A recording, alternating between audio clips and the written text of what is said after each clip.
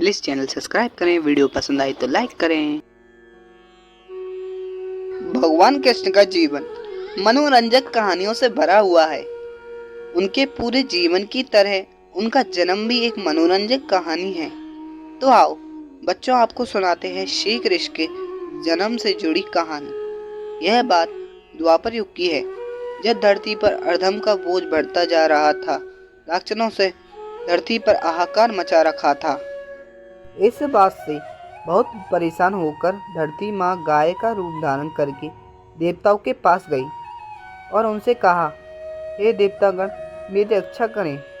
इस राक्षसों का आतंक मुझ पर बढ़ता जा रहा है, इन्हें खत्म करें। धरती माँ की इस बात का देवताओं के पास कोई समाधान नहीं था।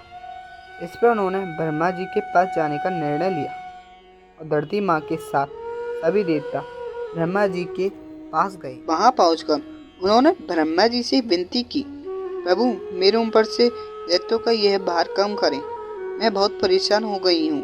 ब्रह्मा जी ने उनकी तरह देखा और कहा, इसका उपचार सिर्फ भगवान विष्णु कर सकते हैं। देवी, आप उन्हीं के पास जाइए।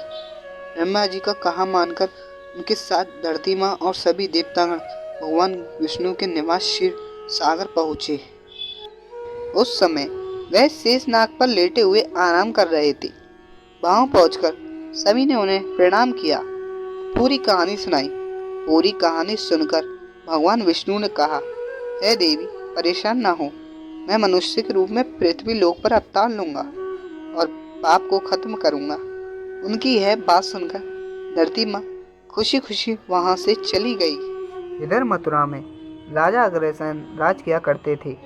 वे दयालु राजा थे, लेकिन उनका बेटा कंस बहुत अत्याचारी और लालची था। उसे राजगद्दी का बहुत मोह था। एक दिन उनसे अपने बल से राजा अग्रसेन को सिंहासन से उतारकर जेल में डाल दिया और खुद राजा बन गया। लेकिन कंस अपनी बहन देवकी से बहुत प्यार करता था। एक दिन देवकी की शादी राजा सूरसेन के पुत्र वासुदेव के साथ हुई। शादी के बाद जब कंस देवकी को विदा करने लगा, तभी आकाशवाणी हुई कि देवकी की 8वीं संतान उसका वध करेगी। इतना सुनते ही कंस के पैरों तले से जमीन खिसक गई और उसने देवकी और वासुदेव को जेल में डाल दिया। इसके बाद वह सोचने लगा कि देवकी की 8 संतानों में से कौन से नंबर का पुत्र मेरा वध करेगा। इस असमंजस के कारण उसने देवकी की सभी संतानों को मारने का निर्णय लिया। एक एक करके उसने देवकी की 6 संतानों को एक चट्टान पर पटक कर मार डाला। भगवान विष्णु की योजना के अनुसार शेषनाग देवकी की 7वीं संतान के रूप में जन्म लेने वाले थे। जब देवकी 7वीं संतान से गर्भवती थी तो देवताओं और भगवान ने तरकीब से उनका गर्भपात करवा दिया। साथ ही उस संतान को वासुदेव की पहली पत्नी रोहिणी के गर्भ में पहुंच दिया गया था। बाद में इस संतान को श्री कृष्ण के बड़े भाई बलराम के रूप में जाना गया। इसके बाद भ्रातृपद के कृष्ण पक्ष की अष्टमी को रोहिणी नक्षत्र में देवकी की 8वीं संतान ने जन्म लिया।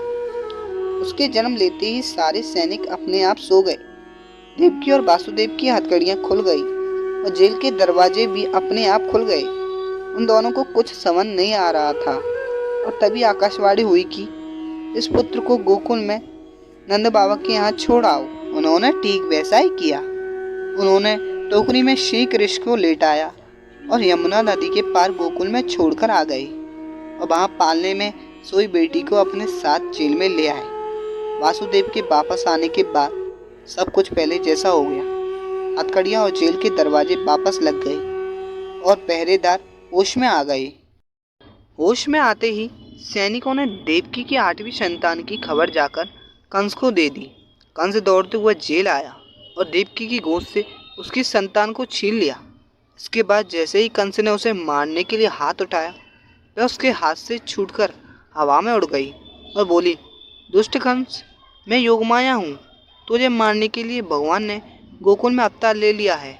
अब तेरा अंत निश्चित है। इसके बाद श्री कृष्ण को मारने के लिए कंस ने कई राक्षसों को गोकुल भेजा, लेकिन कोई उनका बाल विवाह का नहीं कर पाया।